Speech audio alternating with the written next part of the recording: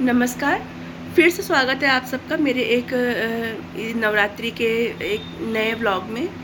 तो जैसा कि मैं बीच-बीच में आपको मतलब कि देवी और देवी के विभिन्न स्वरूपों के बारे में बताती हूँ, देवी के भक्तों के बारे में बताती हूँ। तो इसी क्रम में आज मैं बात करती हूँ 10 महाविद्याओं के बारे में।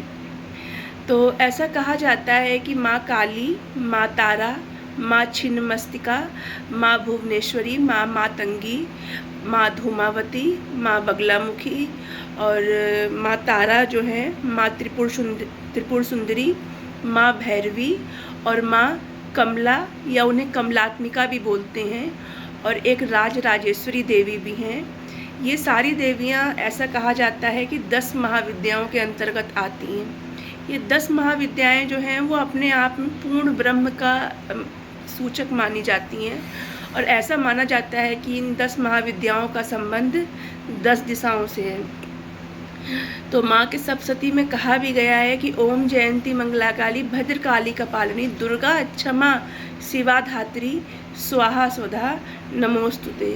माँ की इन मंत्रों से माँ की साधनाएं विभिन्न साधनाएं माँ की होती हैं। नवरात्रि में भी उपासना के दौरान कई लोग जो हैं वो तंत्र विद्या में ऐसा माना जाता है कि 10 महाविद्याएं जो हैं वो तंत्र विद्या जो होती है उसमें इनकी उपासना की जाती है, लेकिन ऐसी बात नहीं है। अगर आप गृहस्थ जीवन में भी हैं तो आपका जो साधारण तरीका है, आप अपने साधारण भाव से और भक्ति से आप माता के इन 10 स्वरूपों का नाम ले सकते हैं। माँ के हर स्वरूप हर प्रकार से आपके लिए मंगल देने वाले ही होंगे। और अगर आप गृहस्थ जीवन में हैं तो आपको ज़्यादा कोई मतलब साधना या वो करने की ज़रूरत नहीं है। इस प्रकार की तंत्र साधनाएं आजकल लोग यूट्यूब पे छोटे छोटे जो ये मंत्र और ये साधनाओं के बारे में बताते हैं। तो मैं आपको बता दूं कि ये साधनाएं और ये उपासनाएं जो हैं वो हमेशा किसी न किसी गुरु के सानिध्य में की जाती हैं। जो भी उपासक या जो भी साधक जिन्हें इन चीज़ों का ज्ञान नहीं है, तंत्र का ज्ञान नहीं है, वो बिना किसी गुरु के सानिध्य के इन तंत्र साधनाओं को ना करें।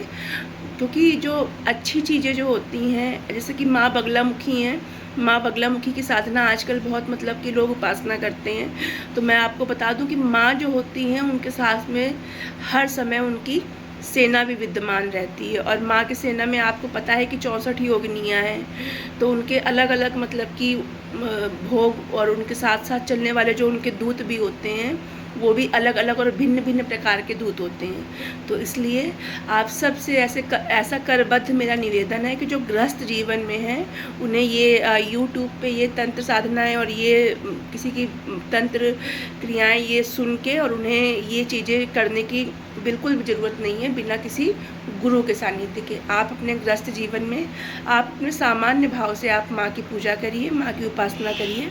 दुर्गा सप्तशती में माता के बहुत अच्छे मंत्र दिए हुए हैं।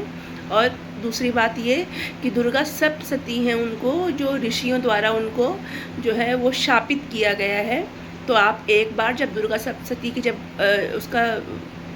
जब मंत्रोच्चारण करें, दुर्गा सप्तशती के जब आप पाठ करें तो उसमें जो नियम दिए गए हैं उसके निष्कीलन के, यानी कि उसके सांप को जो है उसको सांप से उसको खोलने के जो उसके मंत्र दिए गए हैं उन मंत्र का प्रयोग करके नियम से दुर्गा सप्तशती का पाठ करिए। माँ दुर्गा और ये जो 10 महाविद्याएँ हैं वो ज़रूर आपके जीवन में मंगल कामना लेके आएंगी और सुख सौहार्द लेके आएंगी। धन्यवाद। जय हिंद, जय भारत, जय सनातन धर्म।